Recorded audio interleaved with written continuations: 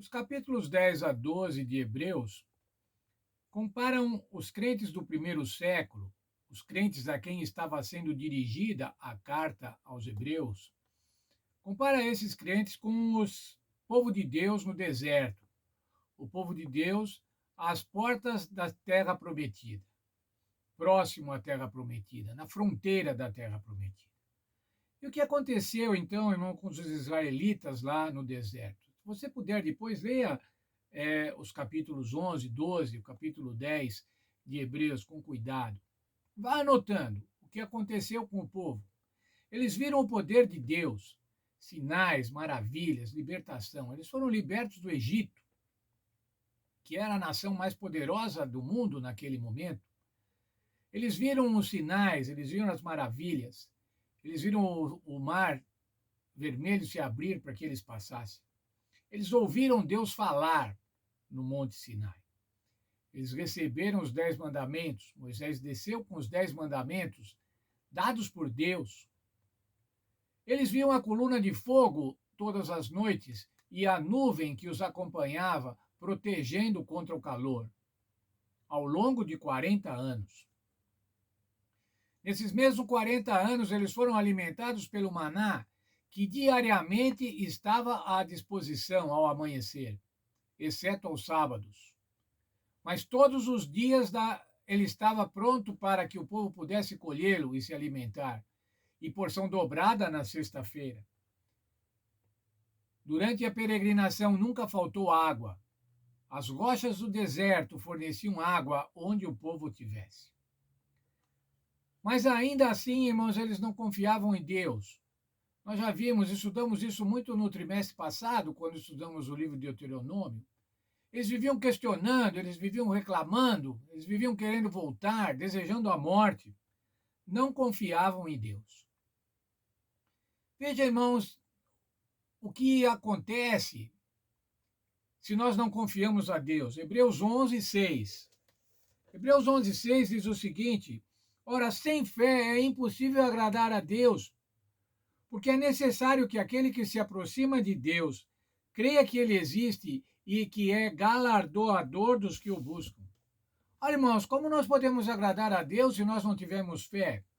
Se nós não tivermos a certeza, a convicção de que ele existe. Os cristãos, ao longo da história, irmãos, têm que demonstrar fé.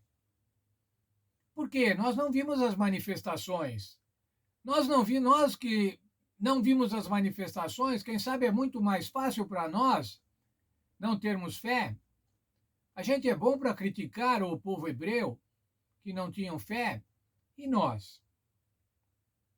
Hebreus 2, 12, dos versos 22 a 24, diz o seguinte: nós não vimos as manifestações poderosas de Deus. Estava falando para o povo do primeiro século, mas isso serve para nós hoje. Nós não vimos essas manifestações poderosas, mas tendes chegado à cidade do Deus vivo, a Jesus, o mediador da nova aliança. Hoje nós temos Jesus, irmãos. A partir do primeiro século, os crentes, os cristãos tinham a Cristo, tinham ao Senhor Jesus. Hoje nós estamos próximos da volta do Senhor Jesus. O Senhor Jesus falou sobre o tempo do fim, e nós olhamos e percebemos que estamos no tempo do fim. Veja o texto de Hebreus. Paulo tinha convicção, irmãos, que Jesus ia voltar naquela época.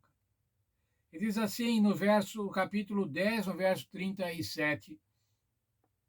Pois ainda um pouco tempo e aquele que há de vir virá, e não tardará. Esse mesmo verso, noutra versão, está assim: um pouco mais de tempo, um pouco mesmo, e virá aquele que tem que vir. Ele não vai demorar. Mas agora, irmãos, já se passaram 2000 anos e o Senhor Jesus não veio. Como fica a nossa fé? Por que é que Paulo estava tão preocupado em dizer que o Senhor Jesus vinha logo? Por que o Espírito Santo inspirou ao Paulo para que ele escrevesse dessa maneira, para que ele pregasse dessa maneira?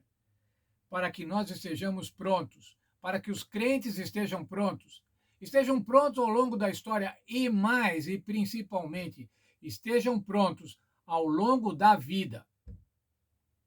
Nós não sabemos, irmãos, quanto duramos. E quando morrermos, quando descansarmos, Jesus voltou para nós naquele momento. Pouco tempo, quem sabe, irmãos, isso pode servir para nós. Pouco tempo, um pouco mesmo, e o Senhor Jesus virá. Mas o que acontece, irmãos, para nós? O que nós temos que manifestar? O que nós devemos possuir? Devemos ter fé. Hebreus 10, 38 diz assim: Mas o meu justo viverá da fé. Ora, que bom, o meu justo. Os justos, nós somos justos. Será que nós somos justos, irmãos? A Bíblia diz que não há um justo, não há um sequer. Veja a outra tradução, na Nova Bíblia Viva, em português, como nós podemos entender melhor. Mas aqueles que pela fé os tornou justos aos olhos de Deus, devem viver pela fé, confiando nele em tudo. Mas aqueles cuja fé os tornou justos diante de Deus, por que é que nós nos tornamos justos diante de Deus, irmãos? Pelos nossos méritos? Não, pelo sacrifício do Senhor Jesus Cristo. Pela fé depositada no Senhor Jesus Cristo. A fé é a manifestação de que acreditamos e depositamos no Senhor Jesus Cristo a nossa justificação. Nessa semana, irmãos, estudamos que Jesus é o nosso Rei, Jesus é o nosso mediador, Ele é o nosso Salvador, Ele é o nosso campeão. Mais ainda, irmãos, Ele é o nosso sacerdote. Mas esse Salvador, irmãos, esse Rei, esse mediador, Ele vai vir nos buscar. Brevemente o Senhor vai nos buscar. Ou pela finitude da nossa vida, ou pela volta gloriosa do Senhor Jesus. E Ele vai nos buscar, irmãos, para que nós possamos viver eternamente com Ele. Essa mensagem, irmãos, era para o povo do primeiro século, para os cristãos do primeiro século, que estavam cansados, estavam com esgotamento, com um estresse por conta da perseguição. E ela deve servir para nós também, irmãos. Para nós nesses dias, que também estamos com os estresses do mundo, que não nos permitem viver absolutamente como gostaríamos de viver, fazendo a vontade de Deus. Mas que Deus nos abençoe, irmãos, e que a gente possa entender. E eu quero falar a manchete do livro de Hebreus. O essencial dessas coisas é que temos um sumo sacerdote que está assentado à destra do Deus Todo-Poderoso. Esse sumo sacerdote é o meu amigo, é o teu amigo, é aquele que intercede por cada um de nós. E é aquele que nos salva e vai nos levar para a vida eterna. Tenham todos um feliz sábado.